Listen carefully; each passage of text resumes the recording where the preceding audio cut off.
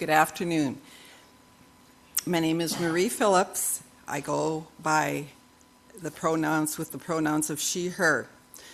I'm a congregant of Merging Waters Unitarian Universalist Congregation and today's worship associate. We are a community that draws on the shared values of mindful interdependence, authentic curiosity, and courageous love. We welcome you who are joining us in person and you who are joining us online. It's so good to be together today in all the ways that we can be. If you are with us in person, where we share space at the United Church of Christ in New Brighton, we are glad you are here in person. We thank and we ask that everyone wear a name tag in an effort to practice radical hospitality and to build community. Name tags are available on the welcome table out in the entry area. I have a few announcements. We encourage everyone to take care of your bodies during the service and engage in ways that help you feel connected by doing crafting, doodling, stretching, etc. The fireside space in the back has lots of room for moving around during the service. We want children especially to feel free to engage in activities in the back or to be with their adults or to move between the two. Children are also welcome to play in the children's room down the hall, except I might have to take that back because I don't think our... The room's open, but Michaela's not here. The room's open, but our care provider is not here. Okay.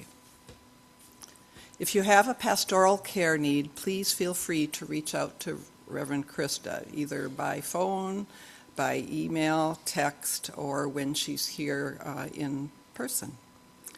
Newcomers are welcome to all our programming. You do not need to be a formal member. If you are new to Merging Waters, please consider signing up to receive our weekly news, which gives details and links for our events. To sign up, you can include your email address on the sign-in sheet on the welcome table and check the box that gives us permission to add you to the mailing list. If you are online, there is a connection card available on our webpage. An adult Our Whole Lives Sexuality Education Series is starting Thursday, May 14th, online. There are 8 sessions on Thursdays from 7 to 9 p.m. This is especially for adult members and friends of UU congregations in our network that do not have their own trained adult OWL sexuality education. If they don't have their own facilitators. This is a unique opportunity that we don't believe that has been offered before. Sexuality education is a form of social justice. Come explore what it means to be a spiritual and sexual being. Spots are limited, so sign up today and you can go to the Thursday update for the links. Our 2026 Merging Waters annual meeting is Wednesday, May 20th, starting at 6:30 p.m. This annual meeting can be attended in person, right here in this building, or online. If it's online, you can go to our Zoom room and click on our Zoom room button on the Merging Waters webpage. There is also a link in the Thursday update. Please arrive at 6:15 for this meeting so we can take attendance and confirm a quorum. The quorum to conduct business at our annual meeting is 20% of membership. The call to order will occur at 6:30 p.m. or when quorum is reached, whichever is later. You are strongly encouraged to attend as it is a critical component of sustaining our community. Joining me in the worship service in person today are Kevin Sitter as the service leader. Bruce, our director of music ministry, is here at the piano. and members of the choir will be leading hymns. Our volunteer tech team includes Katie and Byron Johnson, and that's it today. Welcome once again to our service today. We hope these Sunday services provide a time of sanctuary, reflection, connection, and joy.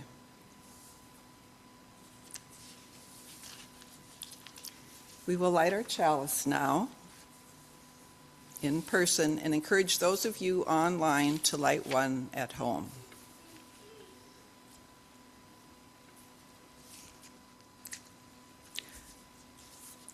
We light this chalice for mothers and mothering, to celebrate those who have taken on the task of nurturing a young one, baby, child, or youth, into adulthood, to celebrate those who have nourished the light of truth and compassion in growing minds and hearts, to celebrate those who have committed time, money, energy to the growth of others in this world.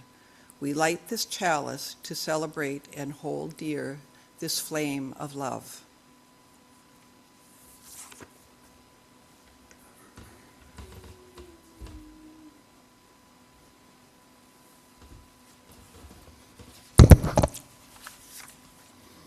Good morning again. I'm Kevin Sitter, he, him pronouns. I am substituting for Reverend Krista, a poor substitute, but let's see what we can do. So our opening reading comes from the Reverend Stephen Johansson's A Canadian Unitarian Almanac and Liturgical Calendar. Kind of excited that they're Canadian Unitarians. We might need them. So, in 1872, Unitarian Julia Ward Howe began advocating the creation of a Mother's Day for Peace to be held on June 2nd of each year. The following year, 18 cities held such a gathering. Bostonians continued to observe the day for more than a decade, while some cities continued the observance until the turn of the century, where the annual Mother's Day for Peace appears to have died out. In 1907, Ann Jarvis, a Methodist, began a campaign to establish a permanent Mother's Day. By the following year, the YMCA had taken up the cause, and in 1914, Woodrow Wilson signed a congressional resolution establishing Mother's Day in the United States.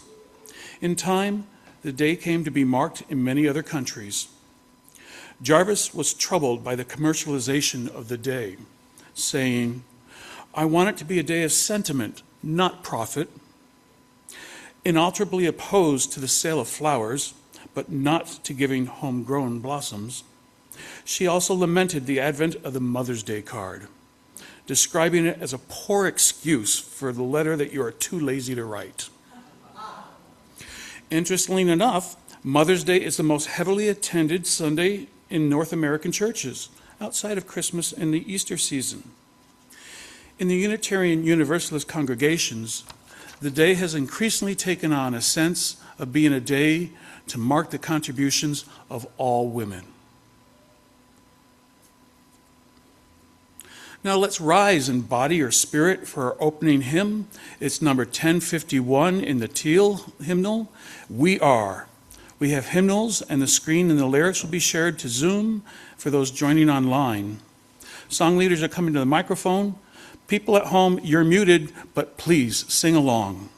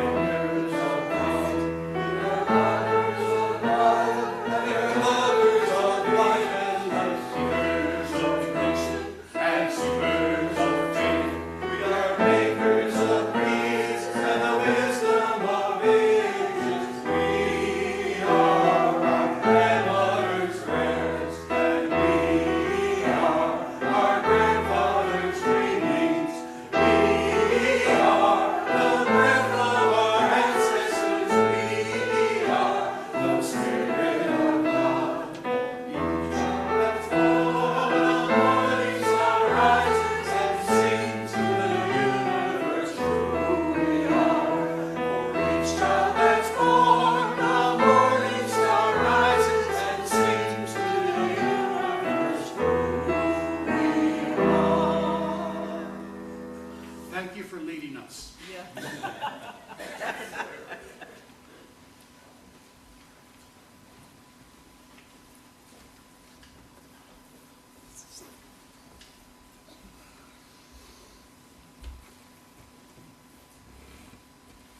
Is the book in the way? Is my book in your way? Is my book in your way? Oh, no.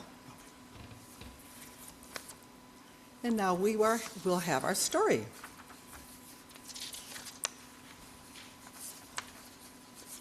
It's called Mom, I Love You So Much. I love you so much, and do you know why? Your smile always lights up my day. Your eyes sparkle like the stars in the sky. You have such a good, kind heart. Your laugh is one of my very favorite sounds. You give the best hugs in the whole wide world. I love you so much because you are the one and only you.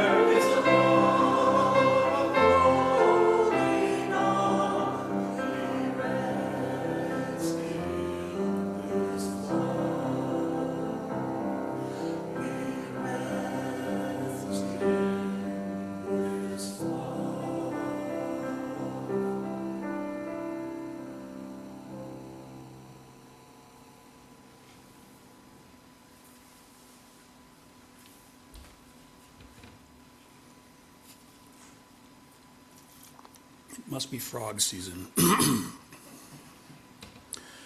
I'm going to begin with a trigger warning. In my reflection, I will start by recognizing some of the sad experiences that we may have experienced in relationship to mothers. Please take care of yourselves. Give yourself space. Take a walk, sit in the fireplace room, ask someone to hold you. Give yourself permission to cry. And know we are all here for each other. And I promise my reflection ends more joyfully. So greetings and happy Mother's Day, a day to honor mothers and the contributions of all women. But let's not limit ourselves to the binary gender model to define mothers. Today, let's appreciate all those who create life, nurture life, care for life, want the best of life for those around us. Today, I want to celebrate the mother in all of us. Before we do, I do want to recognize Mother's Day is not always smiles and cheers. No, Mother's Day is not always smiles and cheers. Some mothers were not the best at nurturing, and some have even caused more harm than health. Here's a poem by Amy G.S.A. Brooks, which was published in Burnt Offerings, Wilderness Readings for Lectionary Year A from Pilgrim's Press in 2025. It's part of the Soul Matters packet for this month. It appreciates the angst Mother's Day provokes in some. It's titled Motherless. This is for the orphans. This is for the children of any age whose earth quaked as the ground swallowed up their first love. For those who were taken and passed around like a football. For those whose worst harm came from a parent. For anyone whose ideal greeting card is one that says, "It's complicated." This is for anyone who finds the concept of a day devoted to mothering as baffling as the idea of making offerings at the altar of an unknown God. Beloved children of the universe, Spirit is, even now, stirring the nurturing waters of life, building the bundle of arteries and nerves connecting us to community, and dancing through the valves of that close and constant heart whose rhythm proclaims, for you, this love for you.